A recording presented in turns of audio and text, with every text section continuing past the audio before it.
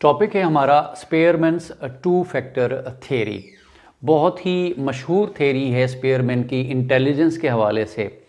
और स्पेयरमैन के बारे में थोड़ा सा इसका बैकग्राउंड जाने ताकि हमें पता चले कि इसने ये जो थ्योरी दी इसमें कितना वैलिडिटी थी। स्पेयरमैन बुनियादी तौर पर ब्रिटिश साइकोलॉजिस्ट था जिसने जर्मनी से लिप्जिग जर्मनी से अपनी पीएचडी मुकम्मल की। इसका जो साथ रहा वो तकरीबन 10 साल तक, ये 10 साल के अरसे तक जो है वो विल्हेम वुंट, आप जानते हैं जो मॉडर्न साइकोलॉजी है या एक्सपेरिमेंटल साइकोलॉजी की बुनियाद रखने वाला विल्हेम वुंट है और उसका स्टूडेंट है टिचनर। तो ये भी जो स्पेयरमैन है ये इन दोनों के साथ काम करता रहा और इसकी जो डेवलपमेंटल साइकोलॉजी में पीएचडी थी। इसने इंटेलिजेंस के 2 फैक्टर्स इंट्रोड्यूस करवाए। वो कहता है कि इंटेलिजेंस जर्नल और स्पेसिफिक फैक्टर्स इन दोनों से मिल के बनती है, ये इनका मजमूआ है। उसमें जो बुनियादी रोल है वो जर्नल फैक्टर्स को वो देता है।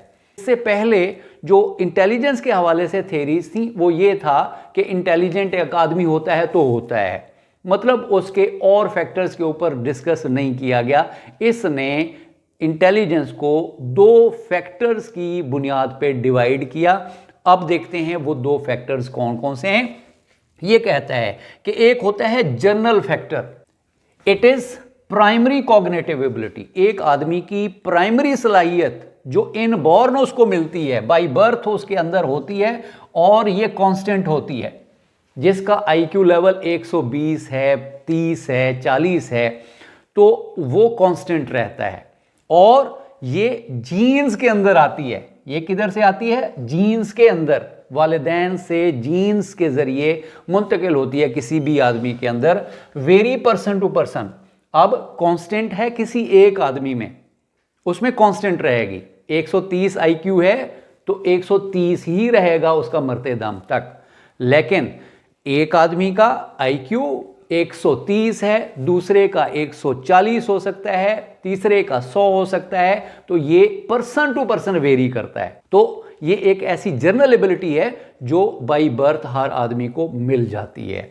तो ये हो गई इसका जी फैक्टर, इसको डिनोट करता है वो जी फैक्टर से, यानी जो एक जर्नल एबिलिटी है, बुनियादी एबिलिटी, इसको हम तस्वर कर लेते हैं। उसके बाद ये कहता है कि दूसरी एक एबिलिटी होती है या दूसरा जो फैक्टर है वो है स्पेसिफिक फैक्टर, इसको एस फैक्टर के नाम से डिनोट करता है। ये है जी सेकेंडरी मेंटल एबिलिटीज, जो ये बुनियादी नहीं होती, ये सेकेंडरी होती हैं। आगे देखें, gained from environment on the basis of primary, ये चीज याद रखनी है कि प्राइमरी एबिलिटी जितना अच्छी होगी, जिसको हमने जी फैक्टर कहा, जी फैक्टर जितना अच्छा होगा, जो उससे पैदा होने वाली बाकी सलाहियतें हैं जिसको वो स्पेसिफिक फैक्टर कहता है या एस फैक्टर कहता है, वो उतना ही अच्छी होंगी। अब बुनियाद किधर है? प्राइमरी फैक्टर के ऊपर, प्राइमरी एबिलिटी के ऊपर या जी फैक्टर के ऊपर, जनरल फैक्टर के ऊपर। और जो सेकेंडरी चीज है वो क्या है जी? एक्सपीरियंस के जरिए, मेहनत के जरिए, हार्डवर्क के जरिए जी फैक्टर की बुनियाद पे जो हासिल की जाएगी उसको हम एस फैक्टर या स्पेसिफिक इंटेलिजेंस कहेंगे। ये स्किल्स भी हो सकती हैं, यानी जर्नल एबिलिटी है, जी फैक्टर है, उसकी बुनियाद पे आदमी फिर जितना मेहनत करता जाएगा उसकी स्किल्स वैसे होंगी। डॉक्टर होगा, जी फैक्टर उसका अच्छा है तो उसका जो स्पेसिफिक फैक्टर्स हैं वो भी अच्छे होंगे, अच्छा डॉक्टर बनेगा।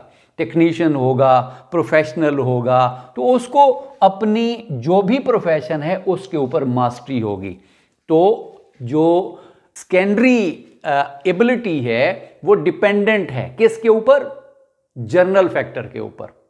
इसमें सिंपल सी बात मैं आपको समझाऊं कि जो जी फैक्टर है ये बुनियादी सलाहियत, ये सॉइल की तरह, जमीन की तरह काम कर रही है, और जो एस फैक्टर है वो जमीन पे उगने वाले पौधे हैं। जितना जमीन फर्टाइल होगी, जितना उसके अंदर एनर्जी ज्यादा होगी, उतना जो उससे पैदा होने वाले पौधे हैं वो अच्छे होंगे। तो ये एक दूसरे के साथ इंटरकनेक्टेड 2 चीजें हैं। लेकिन बुनियाद फराहम करती है ज़मीन, और उस ज़मीन को ये कहता है बुनियादी एबिलिटी या जनरल फैक्टर। और उससे जो उगने वाले दरख्त हैं, जो आपकी स्किल हैं, आपका प्रोफेशन है, उसको वो कहता है स्पेसिफिक फैक्टर। तो ये थी आज की हमारी मुख्तसर सी वीडियो। उम्मीद है आपको पसंद आई होगी। आपके टाइम देने का बहुत बहुत शुक्रिया।